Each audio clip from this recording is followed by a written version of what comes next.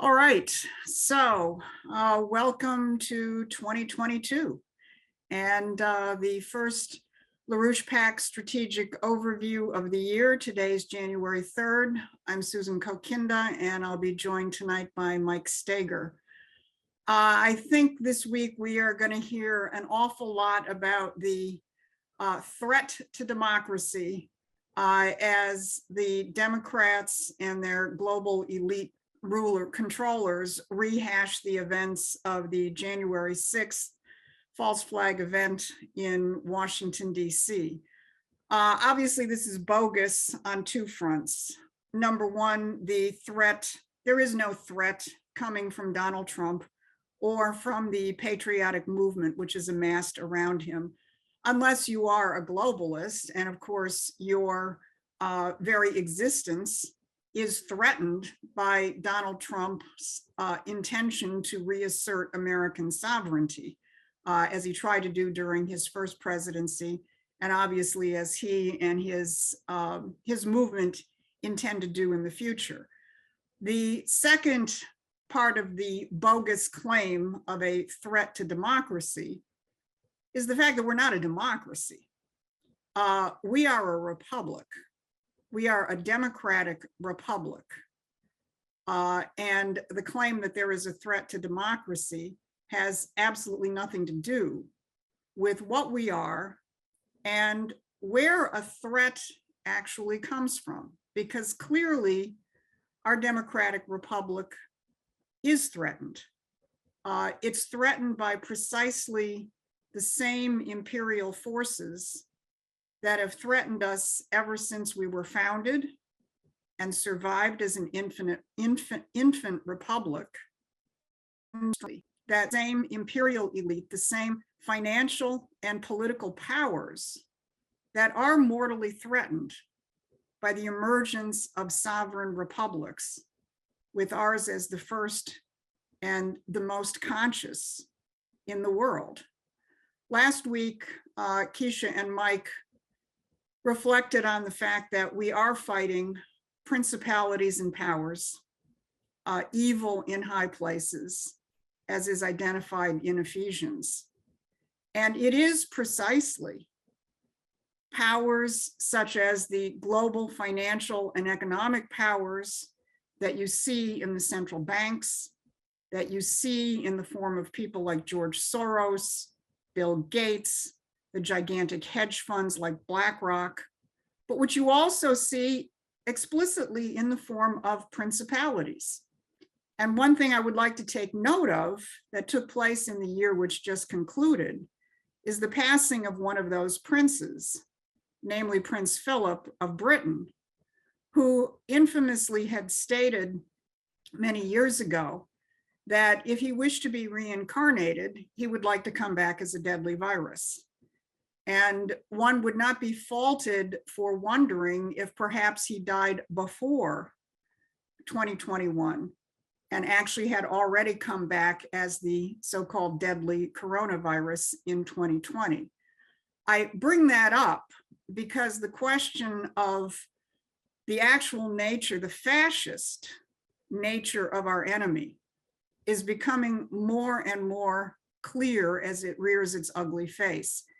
And I want to take particular note of an article which is posted on our website right now by Ian Overton, a follow-up on the one he did recently on how the elites have politicized and weaponized their response to COVID, now coming out in their full Nazi face, as they have now adopted, as Ian describes in here, racial criteria for deciding who's going to get treatments in the battle against COVID. So they've gone from their increasingly fascist mandates to Nuremberg-style crimes in terms of how they are approaching the medical care of the population. I want to point, while I'm here at the website, to the article that tonight's speaker, Mike Steger, is going to be, that Mike Steger has written and will be addressing which is entitled How to Eliminate the RINOs and Build the New GOP. But I'm going to leave that largely to Mike to discuss. Before I turn that over to him, I do want to then identify the antidote to the evil of these principalities and powers. And that is the great optimism and hope expressed by the launching of the James Webb Telescope and the fact that mankind is going to be able to reach his sensorium even deeper into the universe and discover more about the universe in which we live so that we can more effectively exert dominion over that universe. That is the antidote to the evil of these Nazis, these principalities, and these powers. And I'm going to turn it over to Mike to discuss the state of the battle and where we go from here. Great, thanks, Susan. That's awesome.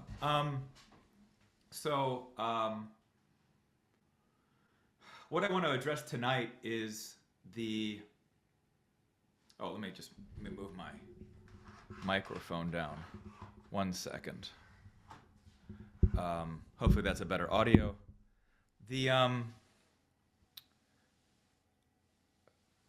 We've discussed here, and people know of Steve Bannon's War Room podcast. It was set up during the impeachment, and then it transitioned into COVID.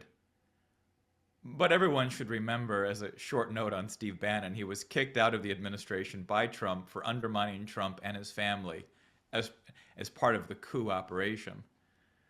But I would think that these discussions here are a true and effective war room, because the question in war, especially in a people's war, in a war that, the great Clausewitz, the German theoretician, identified, is that war is an extension of politics. It's an extension of culture. And that we are in a war. There is no doubt of that. When you see your cities, if you drive through any major city, especially in the Midwest, but any city, you can drive through East Oakland, you can drive through parts of southern Los Angeles, you can drive through parts of Detroit, and they look like they've been bombed. They look destroyed, like some strange locust plague came and just chewed away all of your industrial potential and the livelihoods of the people that work there. When you've got the greatest cause of death between 18 and 45 years old are dying of fentanyl, are poisoned, this does not happen because people are simply despaired. It doesn't happen simply because the medical tyranny like Fauci and the Faucists, it's almost inconceivable this guy is still on television. I mean, who believes this nut? But because they shut down the economy and continue to promote that lockdown policy. It's a deliberate policy. It's a deliberate policy to increase the supply. And it's just been noted that 2021 saw a record doubling of fentanyl, and that more fentanyl crossed the southern border than heroin this year. This is a deliberate, explicit policy to poison a generation. And anyone thinks that addiction or abuse or poisoning or drug use in general is somehow is separate from supply, you're grossly mistaken. When there's tons of it around and people are shucking it all over the place, usage goes up. These are intentional policies. When they shut down the economy, when they bail out the corporations, when you have this kind of propaganda, we're in war. But I think as the first discussion of 2022, we don't want to necessarily just focus on the bleak or challenging aspects of our culture today. We want to define the war from the higher strategic perspective, that we're in one. First, who is the enemy? For too many, the enemy is simply the Democratic Party. It becomes too specific, too simple. beat the Democrats, and will at least slow the meat grinder down. That's oftentimes what's happening. It's not a question of creating a real fundamental solution. We all know that. That's why eliminating the RINOs is something of a much bigger question than just picking better candidates. You can pick very good people, though we tend not to. They just tend to not get involved in politics too often or to put themselves forward. It's a tough game. There's also a constant flood of money. But even a good person goes to Washington and is overwhelmed because in Washington, it's a different scenario. The entire process has been bought out. It's like, as Barbara Boyd has said, an occupied city. Occupied by whom?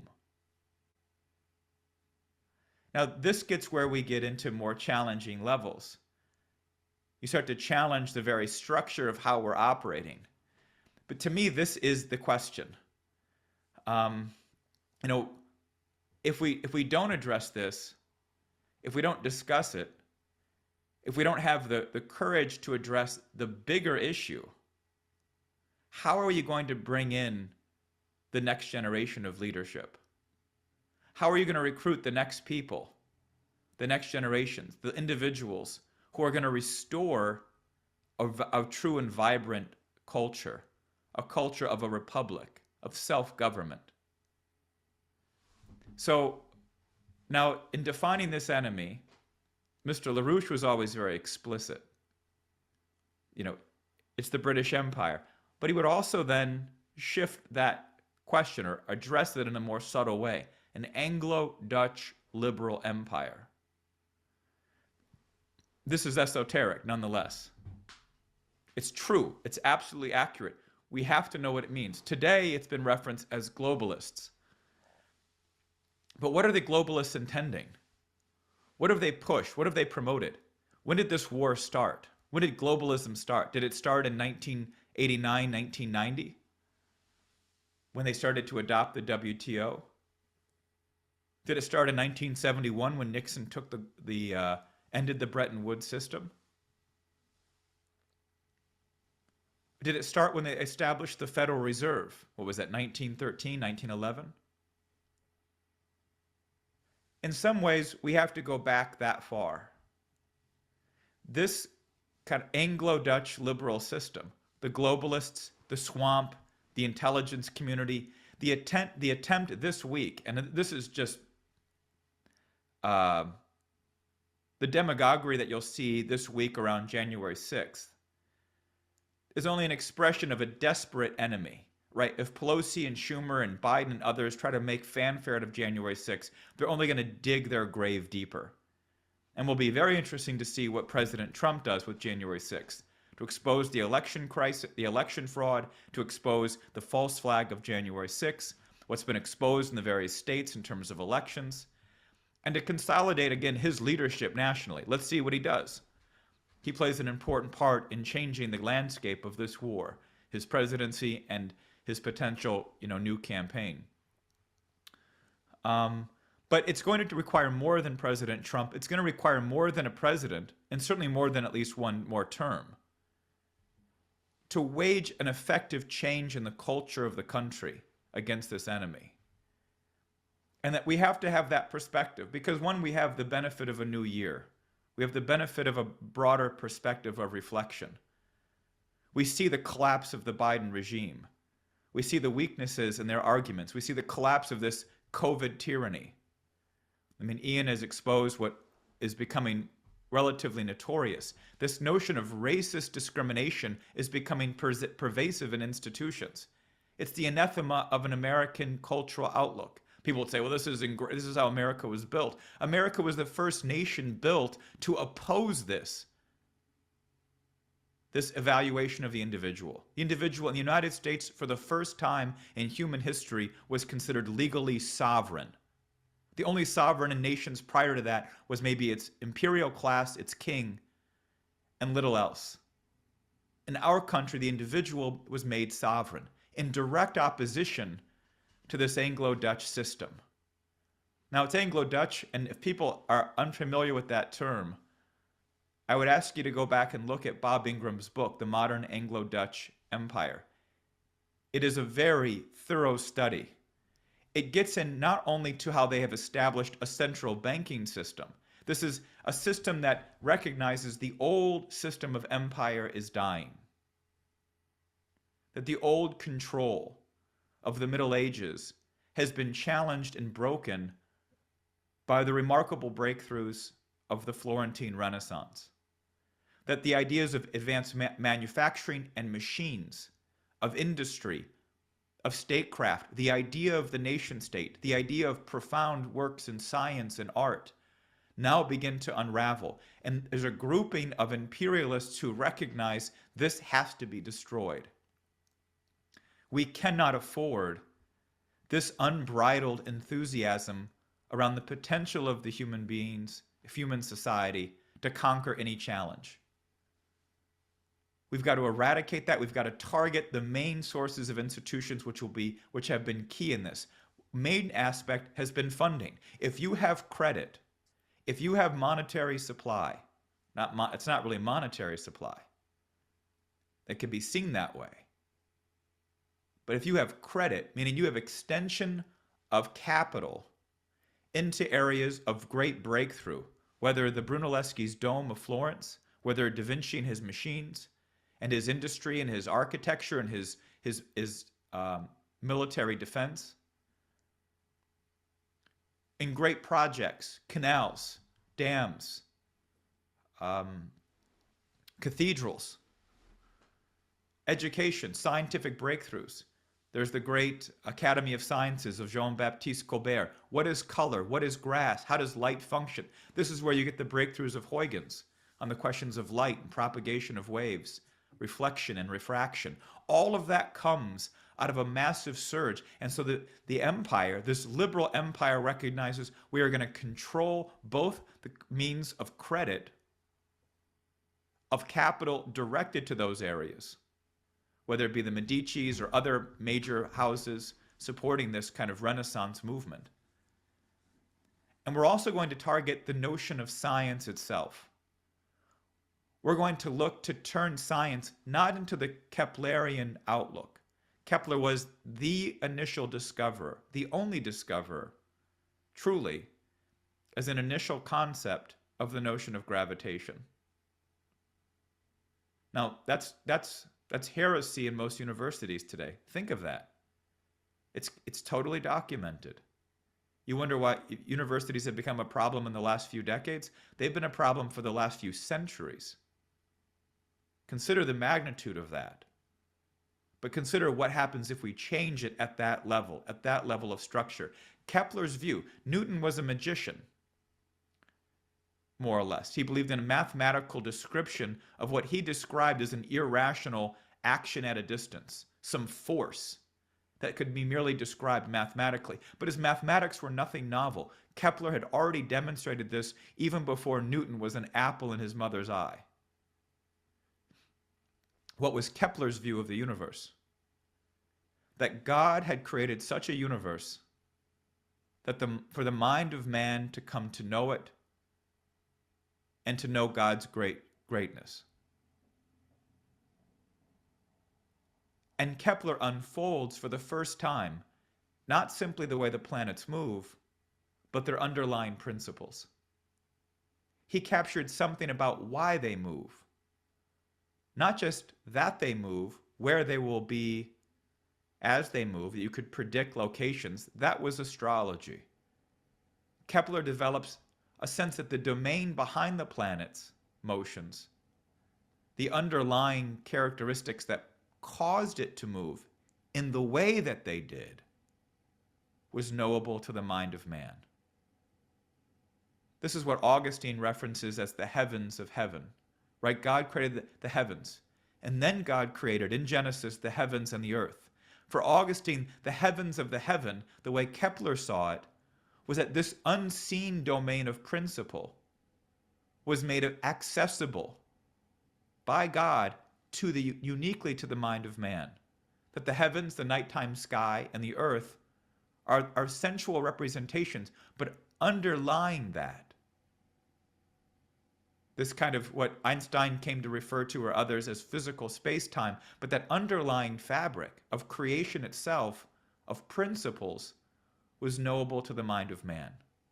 This creates a fundamental change in civilization. This, the empire goes to destroy. And they destroy its notion of science in that way. They fund Galileo. They fund Isaac Newton. They fund Descartes. They fund Francis Bacon or David Hume or Thomas Hobbes. They create this kind of edifice of so-called thinkers that are promoted in university classrooms today. And you wonder why we got critical race theory, because even the underlying philosophical outlook already was permissive to this kind of irrational and ideological behavior. Because what Kepler shows, and this is what LaRouche was so unique in, was that there is a unique quality of that science, profound philosophical or religious conceptions, statecraft, economy, industry, manufacturing, trade, commerce, were a single question, was a single phenomena of the human society, whether it be organized in coherent ways such as nation states, but then acting as a coherent human society in the physical universe. That's just the study of human society. And the basis, the driver of that was that sovereign individual. This had to be eradicated, and any financing or funding of that had to be totally controlled.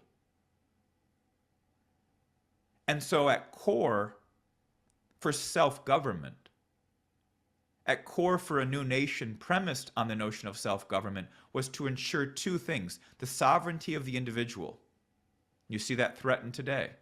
You see it with the medical tyranny in a most explicit fashion. You see it with the YouTube censoring, full and total censorship of leading scientific figures. Dr. Malone, Robert Malone is the latest victim. Marjorie Taylor Greene, a member of Congress. We saw this with President Trump. And January 6th was used as a justification. But there is also then the question, but that the role of that individual is not simply to have the freedom of speech. It's not merely to have the right to self-defense and the Second Amendment. Our founding fathers recognized these conceptions as means. The end was to ensure that our progeny, our future generations, would continue to maintain the autonomous means of self-production, of reproduction, that we could as a society reproduce our civilization, physically produce it, produce the machines, the power plants, produce the new discoveries that would be required to continue to advance those machines and power plants and infrastructure and modes of education. And this has been attacked because we've lost our sovereign control of economy. We've lost our sovereign control of credit. This is what the RINOs represent. They represent an enforcement, much like the entire neoliberal apparatus does, regardless of party name or category. This is what the young leftists or ideal leftists are completely clueless about. They think history starts with them. They pick up from the post-war generation or the generations prior where history, or the Marxist existential generations where history starts with them. They don't see that the actual question is how we're advancing the long arc of civilization where we should be grateful to participate within. That's what our national heritage is. It's tens of thousands of years of human advancement and development. What we are looking to restore are those ancient truths.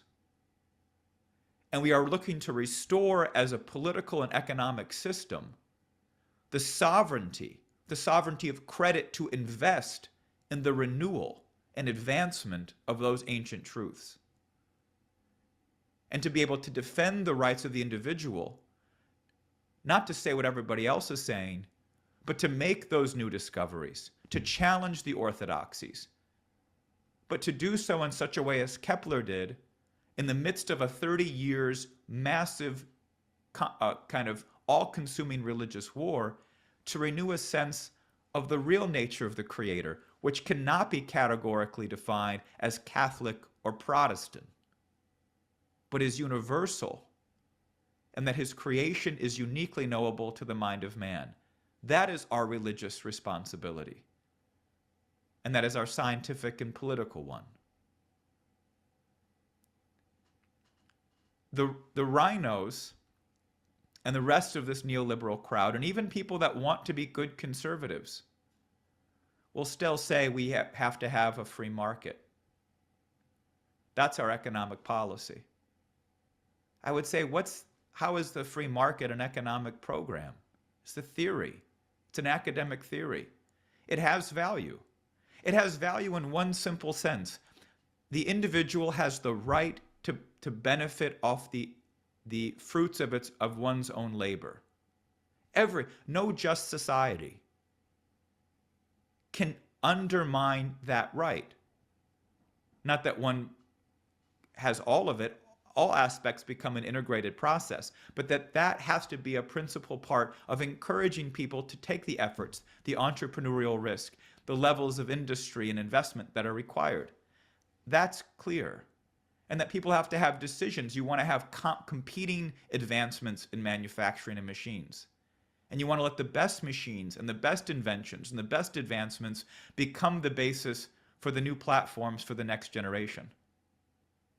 But we have to ensure that our investments, our capital, our aggregate credit as a people are going to be directed towards major industries and development. That has not happened for decades in this country. Increasingly, our capital, our aggregate credit as a people has gone to quick money schemes, con games, and increasingly to narcotics, gambling, wars, debt, and speculation. That's the Anglo-Dutch liberal model. Narcotics, slavery, cheap labor, speculation, wars, parasitic activity. We've accepted that for too long. The war is against not simply an institution which represents that, it's within the culture of even the great patriots of our country today. That this idea of a war room for our discussions over the course of this very critical year is to incorporate a shift in the sense of what we are establishing again as our nation, what we are restoring and renewing. It's not simply what you experience in your life. By the time anyone on this call was born, the cultural tendencies of our civilization and of our nation were already downwards.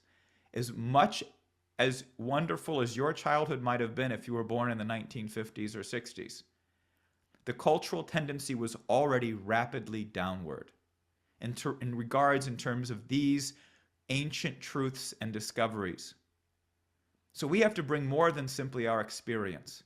We have to bring a recognition that these ancient truths, captured whether it be in a Christian cultural outlook or in a real sense of science or in a real sense of music, the greatness of Beethoven's works or Bach's, because they all reflect that same reflection upon the Creator's love of mankind to come to know the universe. That's the very principle of our nation. That's where it was founded. That's the basis of our individual freedom. And that is the responsibility. We today have to commit to restoring that. That's the fight. That's how and if we set a platform, if we make a commitment to rid our nation and our political parties and our government of the people adherent to this Anglo-Dutch liberal view, that money can be made on the destruction of our people and our nation. If we set a standard that opposes that, then we will make, if it is President Trump, and I expect it to be in 2024, but we will begin to return our nation, but we will most importantly begin to restore and redeem the generations of people alive and younger people today. That we will bring the younger generations to recognize the profundity of the last 3,000, 4,000 years. And that how those 4,000 years have given us the capacity to act and live the way we do today, the benefits, a gratitude for those 50, 100, 200 generations prior to us that have made the sacrifices to give us this kind of civilization. And I think that really is the question. Because if we're going to measure the success of this war, it's to begin to see the next generation of young people demonstrate a commitment to this quality of creative genius. And that's what we need to fund. That's what we need to support. And that is never disconnected from the broad commitments to industry, manufacturing, and just simply that important question of hard work towards building a nation. I think to me, that's the nature of the war this year that defines the platform for the new GOP. It brings to power a legitimate coalition of a growing number of the American people, like we saw in Virginia with Lieutenant Governor Sears, who did major outreach on the economic level. She's a Jamaican immigrant to the United States, joined the Marine Corps, African American, and she went out and organized all kinds of groups the Republican Party didn't even consider, and she did it around economic questions. When people were polled after the Virginia election, they said the economic is the number one. But for most people, they see this from a consumer standpoint. I need better jobs. I need lower prices. Absolutely you do. But how do we generate that? That's the terms of this warfare. That's what the enemy wants to deprive us of. Just like they deprived us of the notion of science that Kepler had, and deprive our children. And so I would say if we take this up, we're going to have an outstanding breakthrough year. This is the Prometheus outlook that Lyndon LaRouche captured. And hopefully if we can do so, if we can effectively revive it, we are going to see major breakthroughs. Our enemy is weak. There is revolt around the world. But this quality of resurgence, this kind of revolt at this level is unique to the United States and the American people. And so on that note, I look forward to seeing what your thoughts are and how we make all that happen and what else you're thinking.